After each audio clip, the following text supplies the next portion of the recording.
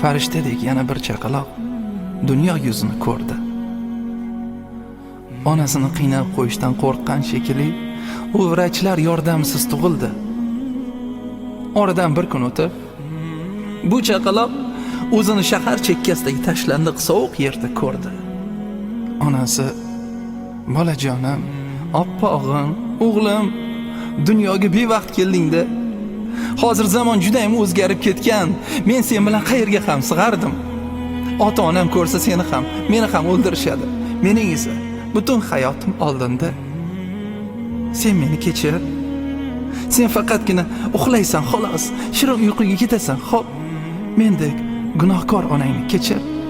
Endi uxla jon bolam." Chaqaloq: "Farishtam, onam qayerga ketdi?" Farishta: "Bilmadim, lekin sen o'ylama, hozir qaytib keladi." Chaqaloq: "Farishtam, senga nima bo'ldi? Nega ovozing bunaqa? Yig'layapsanmi? Oyjonimga tezroq ayt kelsin. Bu yer juda sovuq ekan. Sovuq qotib ketyapman." Farishta: "Yo'q toychoq, yo'q toychog'im, men yig'lamayapman.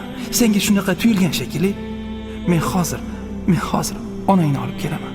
Sen faqat uxlab qolma. Balandroq yig'la. Yig'la toychoq, yig'la."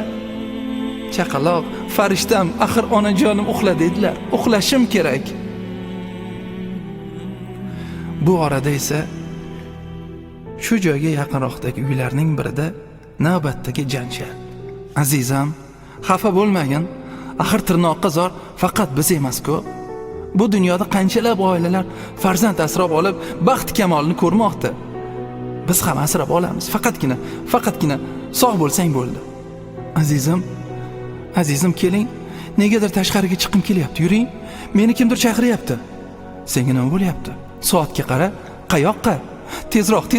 Tezroq boraylik." "Bilmadim, qayoqqa, lekin yuragim gupirlab uryapti. Qayoqqadir borishimiz kerak. Meni tushuning, yuring, yura qoling. Faqat sen uchun mayli, yura qol." Uydan yosh oila chiqib, yo'lak bo'ylab tez yura boshlashdi. "Azizam, negadir sen o'zingni ovora qilyapsan. Qayoqqa ketayotganingni ham bilmayapsan-ku. Azizim, xuddi kimdir qo'limdan tortib ketayotgandek. Meni tushuning. Menga va'da ber, ertaga hech ish qilmasdan uyda dam olasan. Tamom. Men vrachingga ham telefon qilib gaplashib qo'yaman. Jimmy, kimningdir yig'i ovozi eshitilyapti." Ha, o'sha tomondan chaqaloq ovozi eshitilyapti.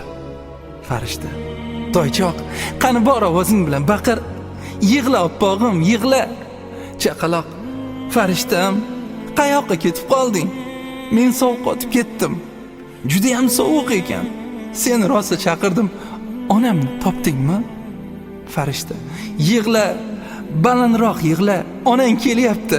U juda ham yaqin qoldi. Yig'la."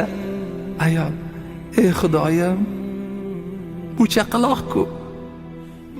Kim qo'yib ketdi ekan? Qarang onasi, juda ham muzlabdi. Tezroq uyga olib kiraylik, tezroq."